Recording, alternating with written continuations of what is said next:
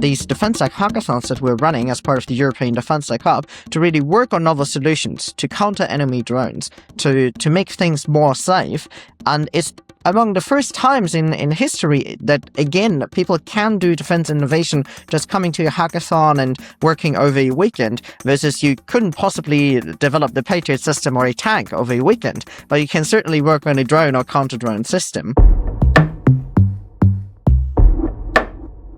You're building defense technology at a time when the world feels more fractured than it has been in decades. As a young person watching this unfold, do you feel like things are getting more urgent? Oh, things have been urgent already for the past 2 years. We only now start to fully realize it, and the urgency builds up with pretty much every cyber attack, every incident of arson, every Shahad drone or Russian fighter jet violating European airspace, but then of course also with all the recent incidents in the Middle East and the all-out war on the Gulf region. So yeah, the urgency is sky high. The question is what we do about it, especially here in Europe. I mean, when we say the word defence, most people think of fighter jets or tanks. What does modern defence actually look like now?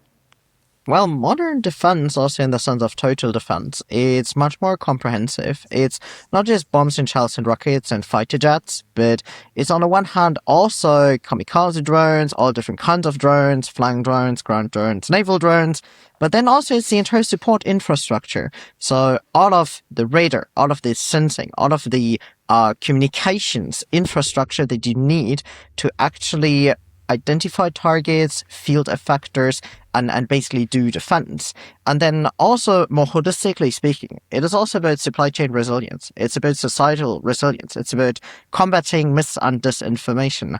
And so in that sense, defense overall, it's much more holistic. You were talking about drones, and I'd just like to have a look at Ukraine, because it's become something of a live laboratory for innovation, particularly with drone expertise. Why should the rest of the world be paying attention? What's Ukraine doing that we all need to learn from? Well, in the first place, the West has failed to properly support Ukraine with Western-made weapons to defend itself, but then also deter Russia from further aggression and take their land back. And so out of pure necessity, they had to come up with innovations that were cheaper, that were more effective, and that were readily available. So if you can't get Tomahawk missiles, what do? Well, what Ukraine did, at first pretty much as an experiment, and then more systematically, was to look into drones, into small quadcopter style kamikaze drones, but then also ground drones. And so they're robotizing the war, as they severely lack humans. So they need to come up with new ways how robots can defend their country. And that opens up a fundamental cost asymmetry between an aggression by fighter jets and tanks and very expensive monolithic platforms versus very inexpensive, cheap, scalable drones. And so now you can have like a super cheap drone, couple $1,000, take out $1 million tank, and this long term is just not sustainable. But it also gives means of aggression to terrorist groups, to other countries worldwide. Of course, Russia is learning, Iran is learning, and it's a fundamental change in how wars will be fought in the future. And especially what we're seeing in recent days, that NATO is well prepared, especially the US, to fight conventional wars and has a lot of power there, but we're not well prepared to defend against drones. Like, if next time they're not 20 Shahad drones, but like 200 or 2,000 flying into Polish airspace, as we had it in September 25, what is our answer? We can't use air-to-air missiles to shoot all of them down. It would be too expensive and not sustainable. So we need a better answer. It has fundamentally changed. So tell us about the new model for how defense innovation works. Well, defense innovation works a lot bottom-up by, on the one hand, in Ukraine, just hundreds and thousands of drone kitchens, small defense startups, and even entire army units developing their own R&D labs and coming up with innovations, bottom-up.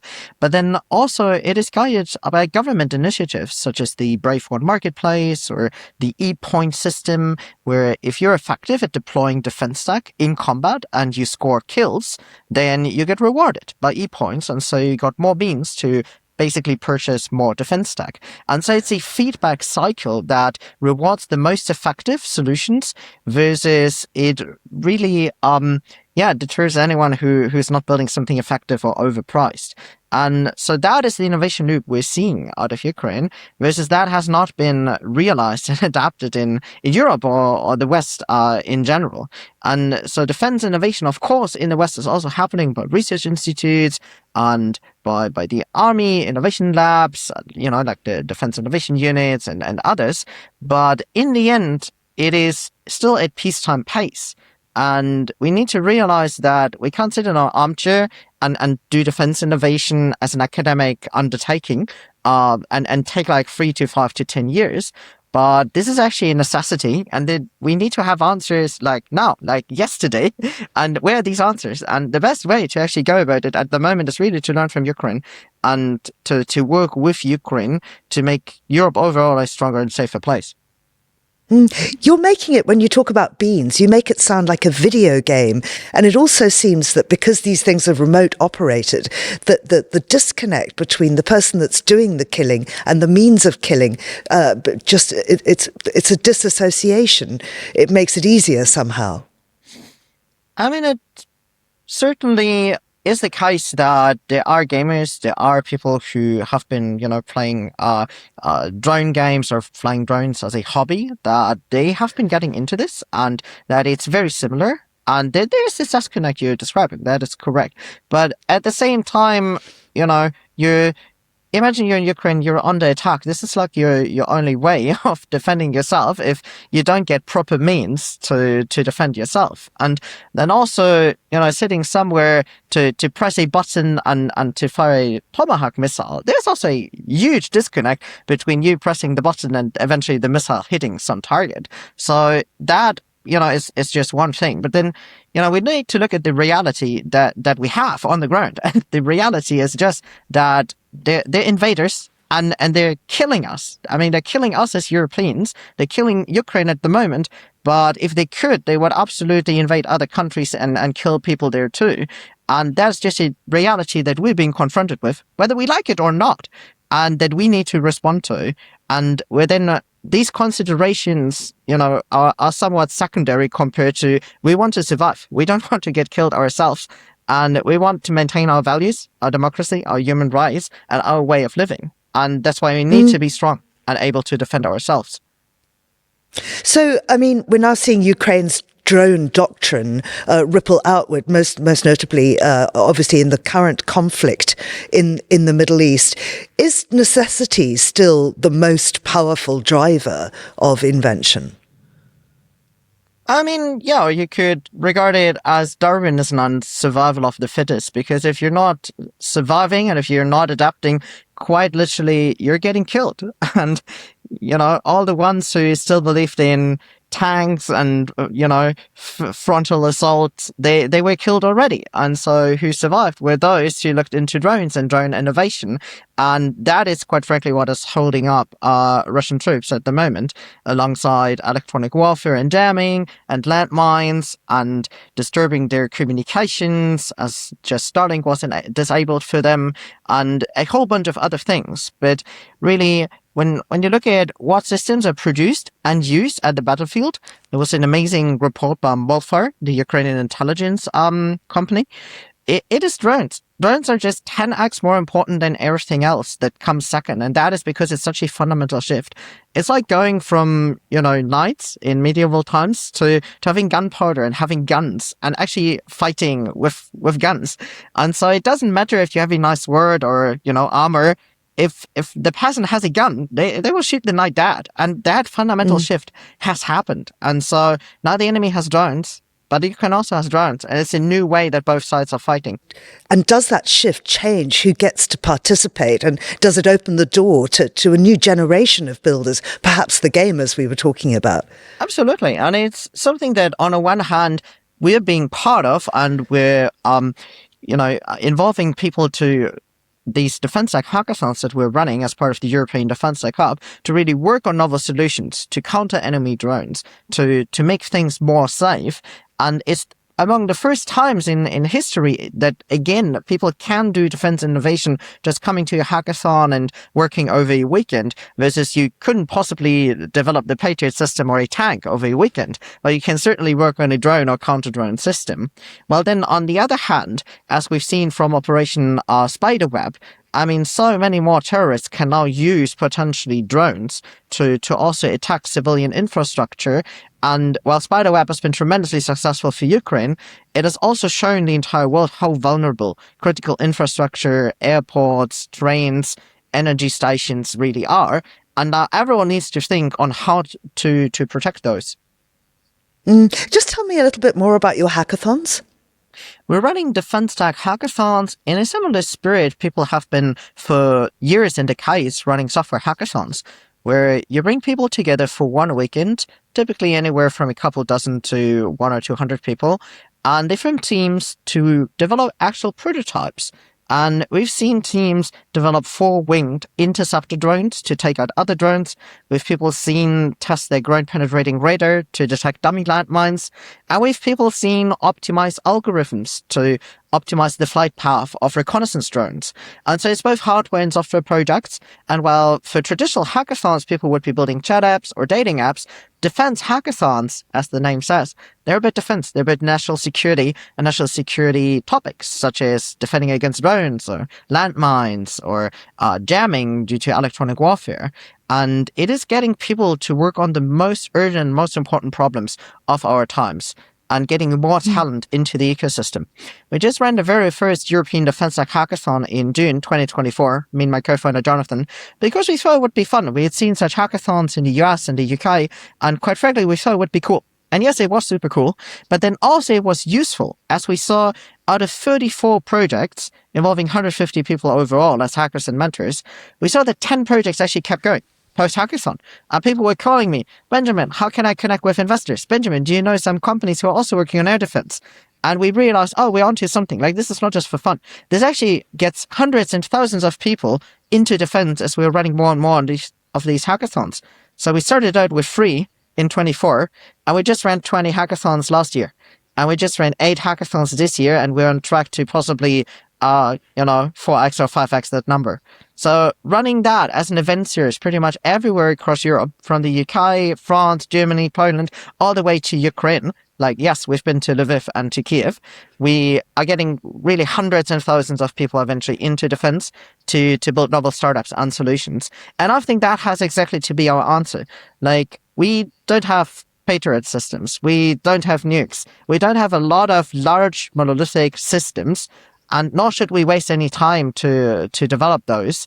Versus, we should look into how to address these novel threats, how to develop unmanned systems, how to deal with threats coming from China, Russia, Iran, and others. And in my view, we shouldn't wait for governments, for armed forces, for primes to finally get moving. Our answer needs to be that we're creating hundreds and thousands of startups, most of which, of course, will be bought or fail or will not survive one way or another, but which will hopefully eventually create like 10 new companies who succeed at scale, who develop novel systems with a fundamentally different DNA, and that will address these new threats. And that is what we're working on.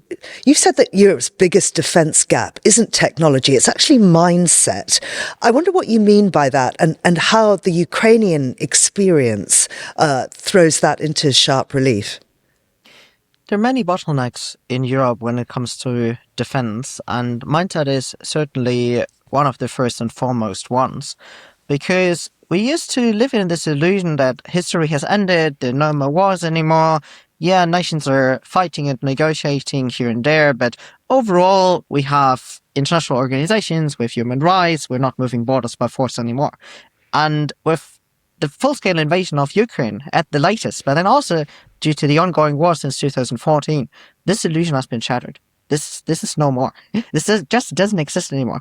I'm talking to people who tell me they feel more safe in Ukraine because Ukraine knows how to defend against hundreds and thousands of shadow drones flying into Ukraine pretty much every night, versus we in Europe, we don't. And what if there were 2,000 shadow drones flying into Poland or into Denmark or into the UK? What would we do? We don't have a good answer to that. And so it's actually frightening.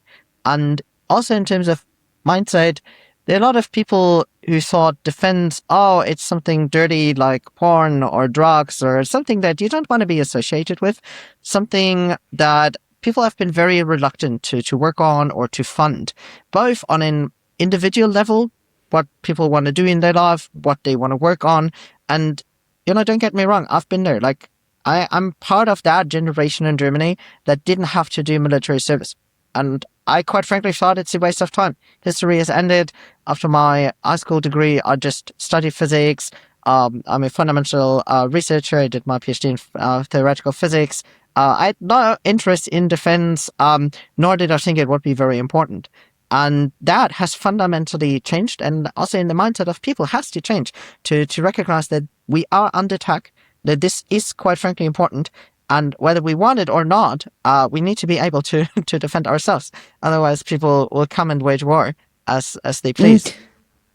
Is that change of mindset reflected within European defence institutions or organisations, perhaps like NATO?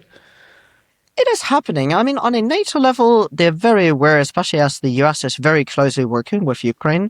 But then also, on a more personal note, from our own experience, I can say when we started running our very first event in June 2024, we talked to a lot of students organizations, and also universities. And to give you one concrete example, we talked to TU Munich.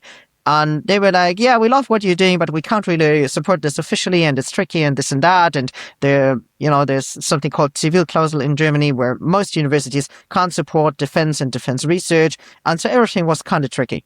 Now, fast forward into 2025, TUM has established itself as one of the leading universities in Germany supporting defense startups and dual use and resilience.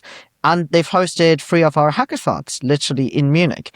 And so you've seen this huge shift all across Europe, across research institutions, across public funding. So both the European Investment Fund as well as other EU initiatives are now actively supporting defense startups.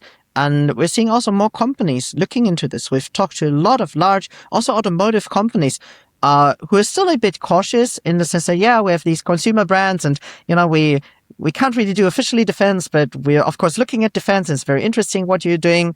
While others have come all out and, they supported us and defense, not just from the start, but really, starting last year and this year. And so this shift is right underway. Finally, when the stakes are so high and the world looks so grim, what gives you genuine optimism that technology can make things better? Every time we're running a hackathon and I'm seeing people continue to develop their solutions in real life and making real good progress towards deploying this in real life, and then just seeing systems work and seeing reconnaissance drones spot actual targets where no human needs to go and scout anymore in person, or ground drones rescuing injured people on the front line, which is now happening every week in Ukraine, where no human intervention is needed anymore. And so overall, these systems just starting to work and more people really taking an interest in defense and working on these challenges. I think that is work in progress. And even though we see a lot of escalation, a lot of war currently happening in the world, I think it is so great to see so many hundreds and thousands of people take a stand and really start to develop means to make Europe a stronger and safer place. And this is what gives me hope. Benjamin Wolba, thank you very much indeed. Thank you for having me.